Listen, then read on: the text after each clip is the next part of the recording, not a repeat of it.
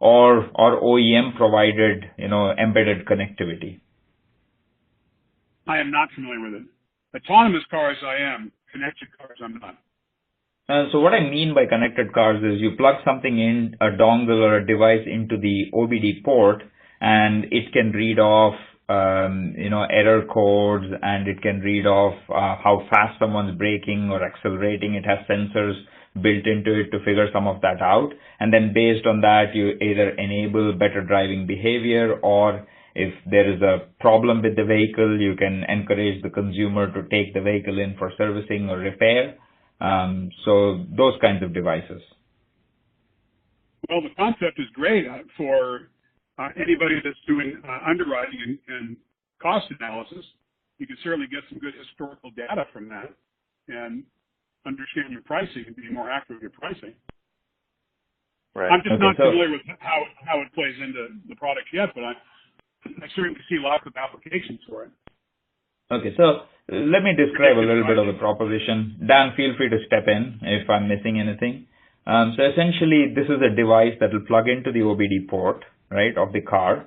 And then our hope is that you could sell this along with the other products and services that the F&I manager is selling the consumer for an additional few dollars a month.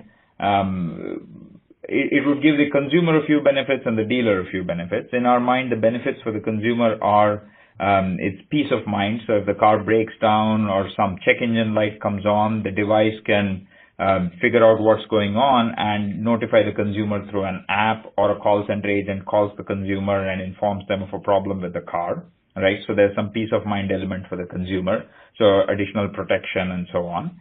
And then from a dealer perspective, our hope is that if you can attach this to the sale of a VSC, you are essentially enabling, we are hoping that it will help improve the penetration or take-up rate for the VSC. So as you hear about the product, I mean, do you think that helps? I mean, the description helps, and what are your sort of reactions and thoughts to that? Unless I'm not understanding it well, I don't see the benefit for a service contract company. As far as the product, I have to think that my wife just bought a Q7 Audi. What you've described is inherent in that car.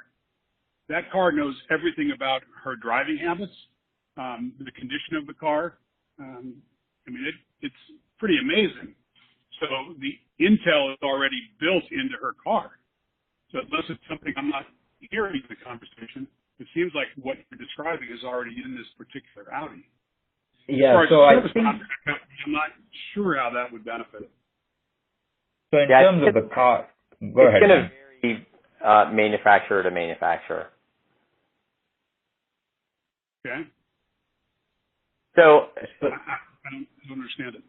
Yeah, so let's take an example, right? So the vehicle service contract is obviously designed to deal with an unexpected breakdown, typically when the consumer is unable to bear the cost out of pocket, meaning that they're essentially not able to be, if you will, self-insured, right? And that's the type of person who typically goes and buys a vehicle service contract.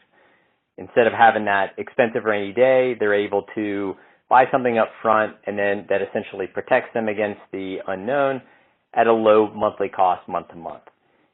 So that the other side of that is, look, the moment I drive off the lot, I'm faced with certain situations. The car breaks down. Okay, maybe I have tow side service, but I still have a pretty painful process. If I'm stuck somewhere, I've got to find transportation. I've got to be able to find a shop who can take care of it if I don't have one that's kind of my designated choice. Maybe I want to see what a fair market, cost of repairs would be. I want to understand the health of the vehicle on an ongoing basis, not just when something breaks. So, when we talk about the value for somebody who's on the VSC side of the house, it's looking at frequency versus severity. We don't want them to be stuck on the side of the road and have delayed a costly repair when something smaller may have been able to fix it and not only make them happier, but it also can get it into the shop sooner and lowers the cost of the claim. So I think that there are other aspects of it from a pure consumer standpoint.